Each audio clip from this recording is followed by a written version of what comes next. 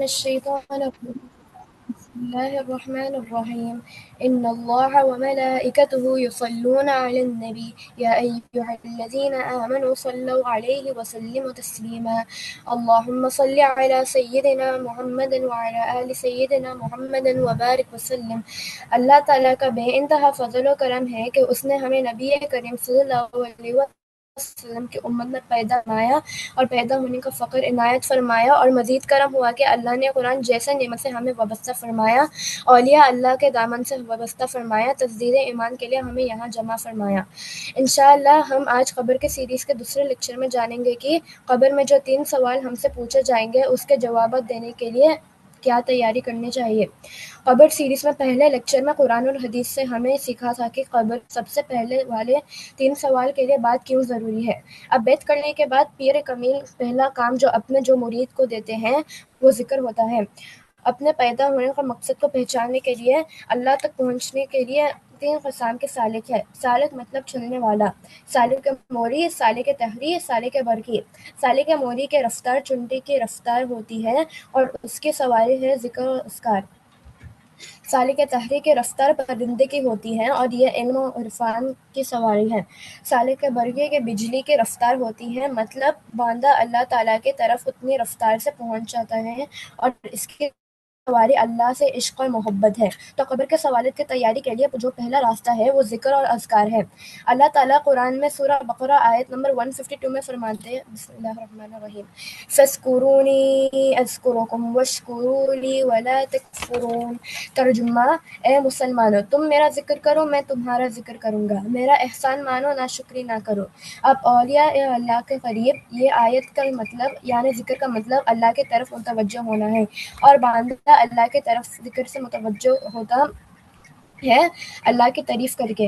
جب بندہ اللہ کی تعریف کر کے اللہ کی طرف متوجہ ہوتا ہے تو اللہ تعالیٰ بھی بندے کی تعریف کر کے بندے کی طرف متوجہ ہوتے ہیں۔ تو متوجہ ہونے کا پہلا حق کیا ہے؟ اللہ کی تعریف کرنا ہے، جو قرآن کا حکم ہے۔ تو پیر کمیل بیعت کے بعد اپنے مرید کو جو ذکر دیتے ہیں وہ قرآن کے اوپر عمل ہے، تاکہ ہر وقت کی طرح اللہ کو پہچانے اور کس طرح سے قبر کے سوالات کو حال کیا جائے۔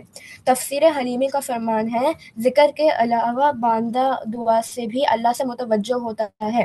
جب باندہ اللہ کی طرف دعا سے متوجہ ہوتا ہے تو اللہ باندے کی طرف آتا ہے سے متوجہ ہوتے ہیں۔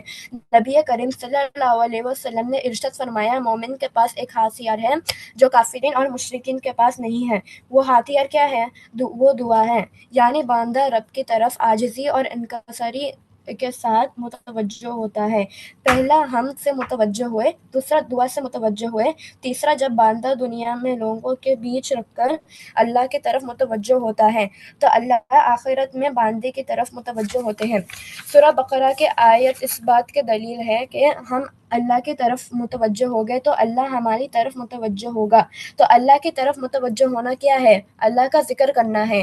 ذکر کی حقیقت کیا ہے؟ ذکر زبان سے بھی ہو، ذکر دل سے بھی ہو، ذکر میں اللہ کا خوف بھی ہو اور ذکر میں اللہ سے امید بھی ہو۔ تو بیعت کے بعد پہلا کام کیا دیا جاتا ہے؟ اللہ کا ذکر کرنا۔ تفسیر نعیمی میں ایک آیت آئی ہے، ایک پیر اور مرشد تھے جنہوں نے اپنے مریدوں کو تعلیم دی، قبر کا سوالات کے لیے تیار کیا۔ پوری تعلیم مکمل کرنے میں بعد اللہ تعالیٰ کے 99 نام اپنے مرید کے سامنے پڑھے اور پوچھا کہ بتاؤ اللہ کے کس نام پر تمہارا ایمان تازہ ہوا، اللہ کے کس نام پر تمہاری ایمان میں حلاوت پیدا ہوئی۔ تو اللہ کا جو نام مرید بتاتے ہیں، بولے کہ تم اس کا ورد کرو، اللہ تعالیٰ تمہیں نوازے گا۔ تو لا الہ الا اللہ میں جو اللہ ہے، جو اللہ کا اسم ہے، وہ اللہ تعالیٰ کے تمام اسموں میں کو جمع کر لو تو وہ ایک صفت اللہ میں آ جاتے ہیں۔ تو ایک صفت پر ایمان لانا تمام صفاتوں پر ایمان لانے کے برابر ہے، اور جو کلمے پر ایمان لے لیتا ہے وہ رب کو بھی پہچان لیتا ہے اور نبی کریم صلی اللہ علیہ وسلم کو بھی پہچان لیتا ہے، جو ہمارے پیدا ہونے کا مقصد ہے۔ تو اسی کے ساتھ میں اپنی بات کو ختم کرتا ہوں اور اللہ سے دعا کرتا ہوں کہ جو بھی کہا سنا گیا ہے، اللہ ہم سب کو اس پر عمل کرنے کی توفیق دے، آمین۔